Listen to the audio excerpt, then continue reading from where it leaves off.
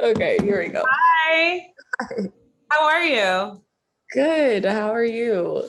Good, good. I'm so excited you took time to come and talk to me. So the recording started, but I just wanted to like say hi and I'll probably edit this part out and just see how you've been doing. I haven't seen you in like 10 plus years. Oh, I know. Are you guys still gonna have your 10-year reunion this year or no? Mine is next year, and I think the one this year might be Zoom. Ooh. All right, yeah. That's a go. Because mine got fully canceled, obviously, last year. Oh my God. I know. Are they rescheduling it or I no? don't know what they're doing. Mm, I don't think so. that Or maybe it's sucks. gonna be like in the fall. I don't know. I just feel like it's not gonna hit the same, so I don't even want to be bothered. Mm-mm. You But your know? 20 year, that Yeah. Or if did they do 15? I don't know. I feel like they do it every year just to try to like get more. Right. Facts. Facts.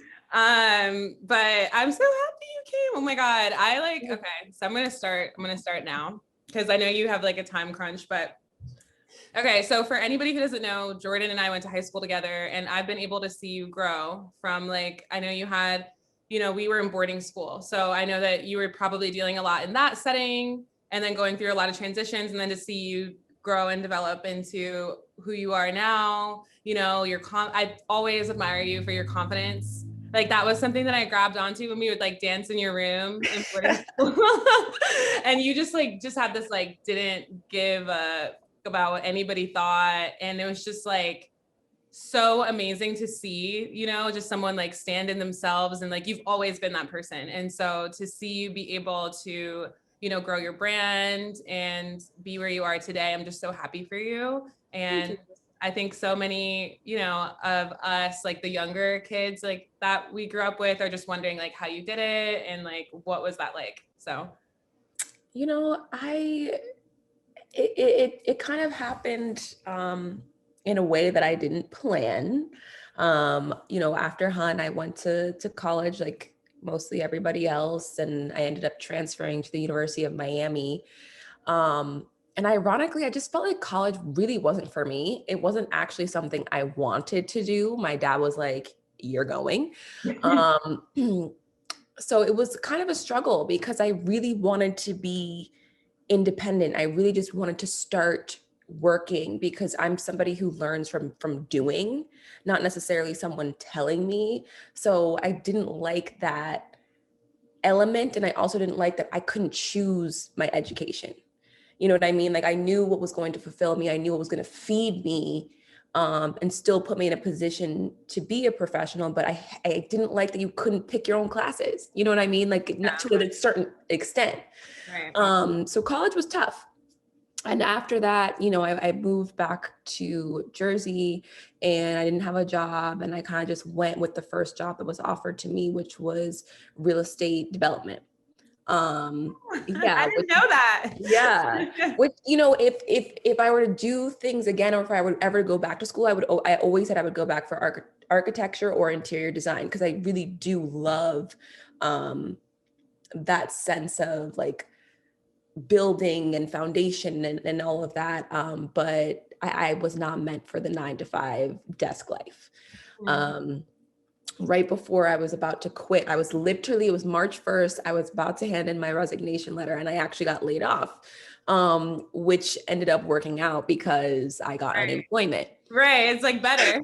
Exactly. And, even though I wasn't having that consistent check, I think when I stepped into entertainment again, and then modeling kind of happened by accident, things happen differently when you step into the lane you're supposed to be in.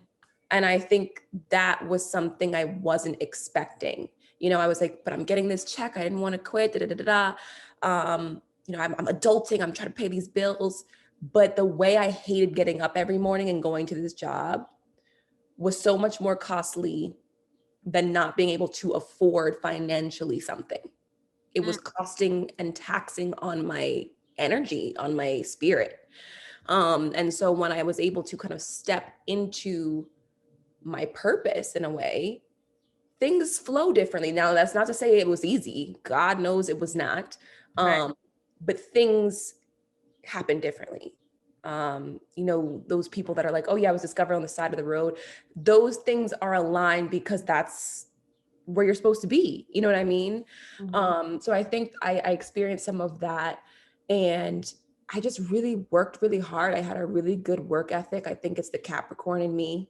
Um, that I was going to all those castings. I was submitting. I was doing every outlet. I was doing the poker games on the side. I was doing the, you know, the waitressing, the cocktail serving, all of those things to help feed my ultimate goal.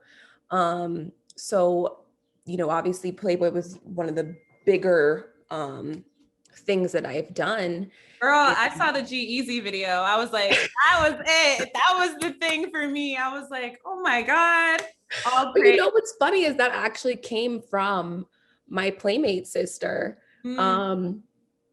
She was the one who kind of linked it together. So it again, once you kind of stand in your purpose and are aligned in that path, the things happen. Yeah, I love it. But yeah, that was fun. That was my one and only music video. Yeah. I Got didn't to even put hype you clothes on. up. Like, people need to know you were Playboy of the Year. And that was really huge for me to see someone like that looked like us, you know, like be like the epitome of like, you know, just Blackness and beauty. Yeah. And like you had confidence. And then your nonprofit with women voices, the page that you were trying to project. And like, I saw this advertisement of you, and you were just like so much more than your looks. Like it was just, you cared so much more about other women and projecting this image of strength and education, and you were able to, you know, articulate yourself really well. And it wasn't, you didn't play on like that dumb, like mindless beauty person. Like, you know, some women, because that could be an easy lane because people like that. But right. You came intelligent, you came intellectual, you came as yourself, because I knew you, you know, so I knew you weren't faking, I knew you weren't capping. So I'm just so happy and like proud of you. I just wanted to say. Thank you. Yeah, thank you. I really love hearing that, because I think, you know, like everybody else, you feel like you're not doing enough. Or I definitely suffer a lot from imposter syndrome. Like, oh, but I haven't really done anything, and I haven't, you know what I mean? So it's nice to hear an outside perspective that things I do matter, because that's really all that I want, you know. And you know, even when we were in high school, I was doing high tops, which then kind of, again, bridges into women with voices and the sexual liberation and sexual education. And, you know, the LGBTQ community was a huge part of high tops. And so, you know, Playboy had Gina, shout out Gina. She was one of the only trans playmates. So all of these things kind of align. Again, I keep saying that word because that's what it is. It is alignment. And I think it also is knowing the importance of when something's not for you too. Ooh, you're right. You're uncomfortable, like how you were saying with your job earlier. You were just kind of like, I would just rather be not broke and struggling, but broke and struggling, pursuing my passions, than, you know, have money in my pocket and then wake up miserable, having to go to a job every day. And that was like the pivot for me as well, when I was working with a real estate management company, and I just was commuting. I was making good money. I was finally at the place I wanted to be.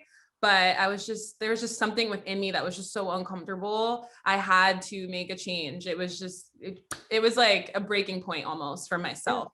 And now that I'm on this path, like, you know, I'm doing the real estate thing, you know, I'm getting my brokerage license and I'm doing all the things that I wanted to do. But what's fueling me even more is having conversations like this between other entrepreneurs, and especially like people that look like us. And then we get to be that example for other people who maybe they don't believe in themselves. Like, there's not enough CEOs like within the industry that they're looking to get in, and just people our age. Like, I've been interviewing older people, but I want people to see, like, no, people our age, people like us are doing it, are trying to do it, are continuing to push.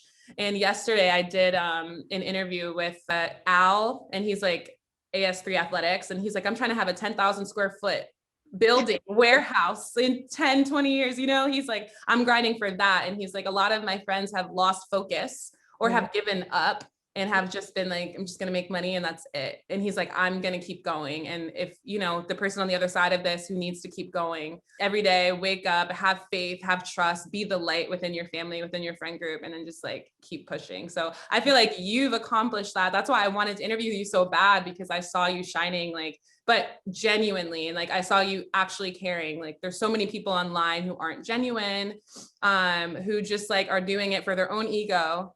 And I felt that there was like so much more depth in who you are. So I just wanted to show that.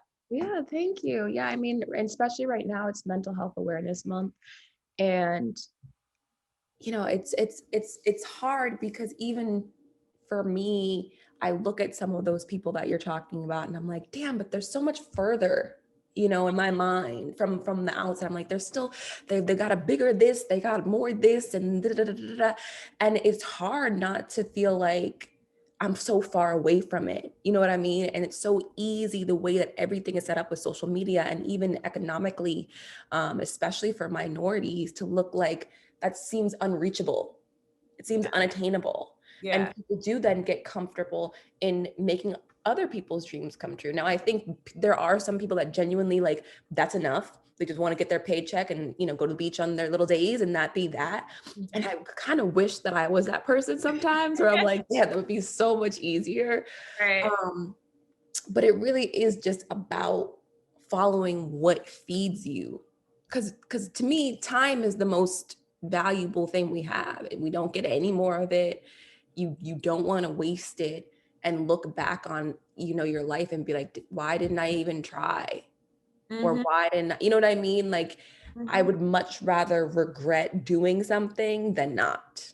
Yeah, girl, like you hit the nail on the head, because we talked about it recently about setting boundaries too with your time. You know, now that I think you've become this person that people admire, that people look up to.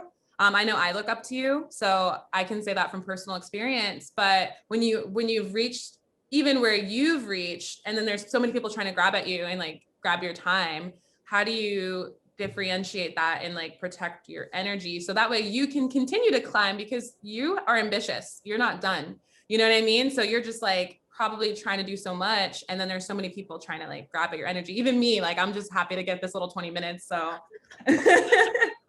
You know, I think, I don't know what it was over quarantine. I don't know if it was because I was so secluded, like literally it was just me and my dad for months, that I just was like, I don't want to be bothered. And that was honestly with even people that are my friends, like my close friends. I was like, it's not that I don't care, and it's not that I'm not engaged. I just, the day to day was taxing, and it was draining for me because I was barely connected with my own self.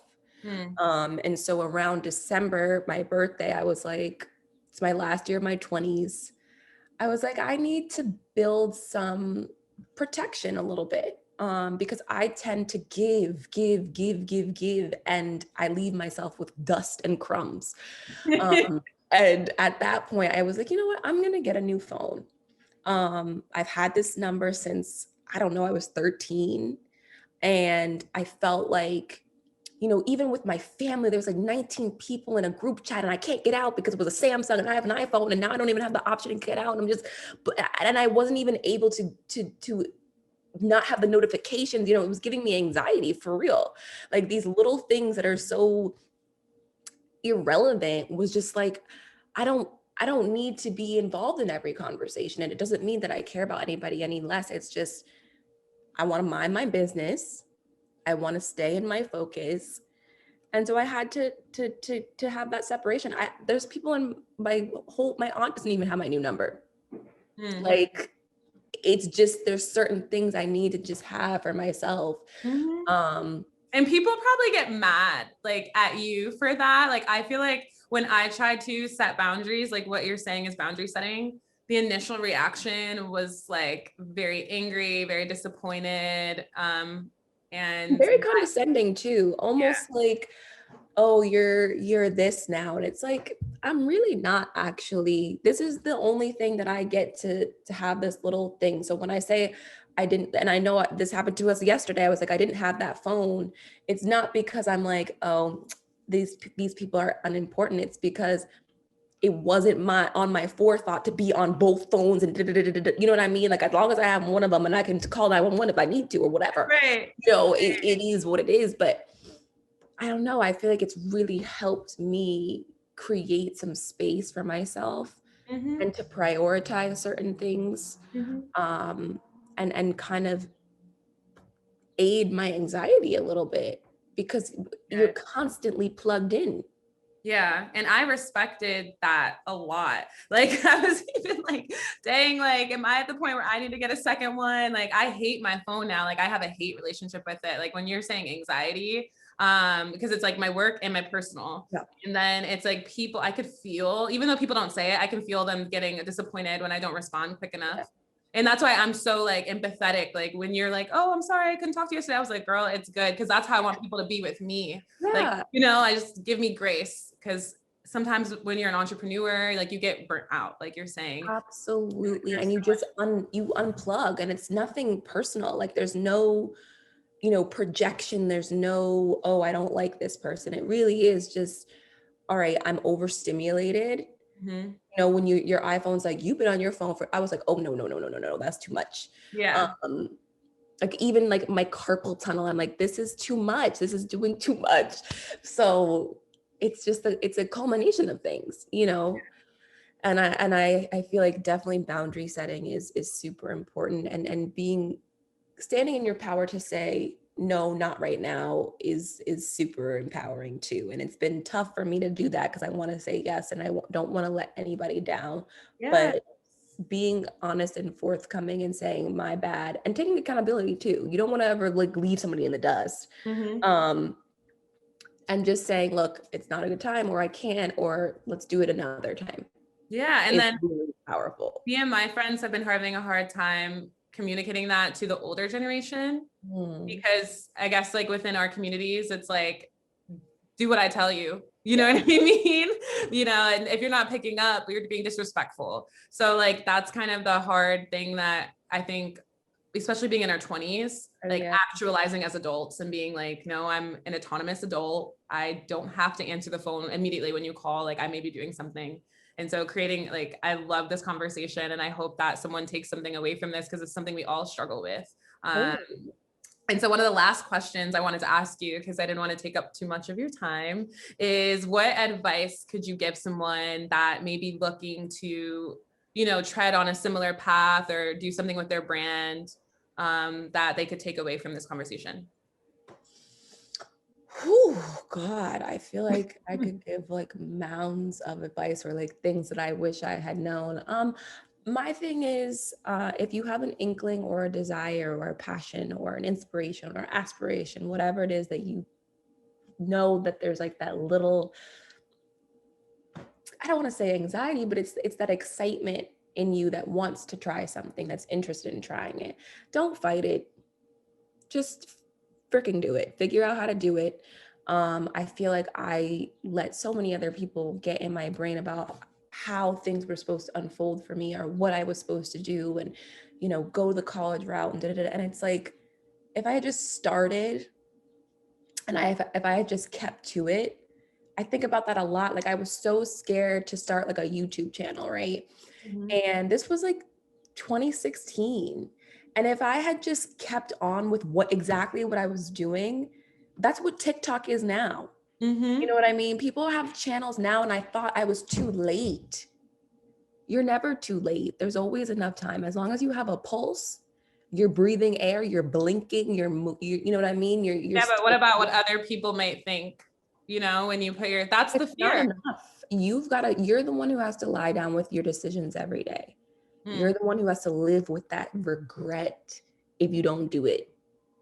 And that's, to me, what keeps me up at night, is knowing I should have done this, or I hate that. That is like the worst feeling I've ever had, knowing that I didn't like give it my all. I'm somebody who, even in relationships, if I know, listen, I tried my best, I gave it my all, I extended myself, and it just didn't work out. Okay, well, it wasn't meant to be. And I can sit in the fact that I did everything I could.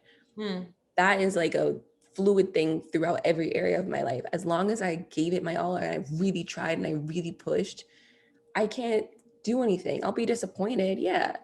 But at least I know I tried and I started. Just start it because it's not going to go anywhere. And time is going to pass anyway. So you may as well find out.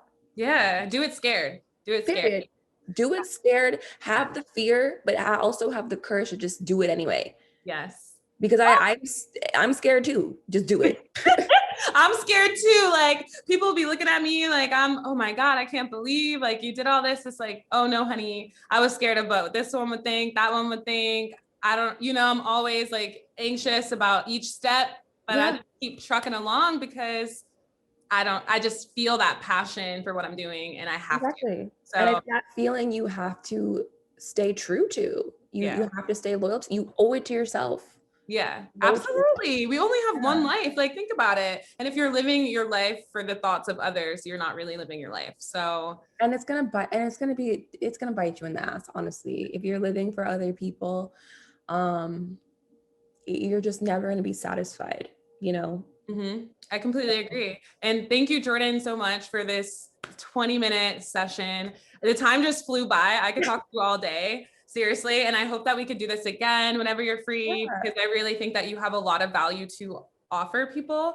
And right now, I think I have like 250 people that are rocking with me. It's like 200 people each video, but even that little subgroup, it's like, I'm trying to keep them, entertained. I'm trying to keep them motivated. I'm trying to keep them inspired, and real conversations like this between two women who are on their journey. We don't know where we're going to go, but we trust, and, we walk with love and we walk with passion. I think that's what people need to see. And that's a lot of people. Yeah. 250 people that you may touch and improve somebody. That's a lot of people.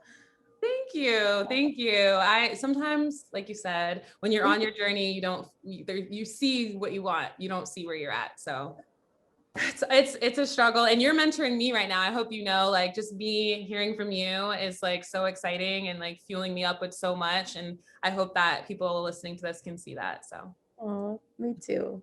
Hey guys, so don't forget to subscribe to my YouTube channel if you like this content. If you want Jordan back on the show, I'm gonna need you to comment, like, and share this so we can keep this going. All right, guys, peace out.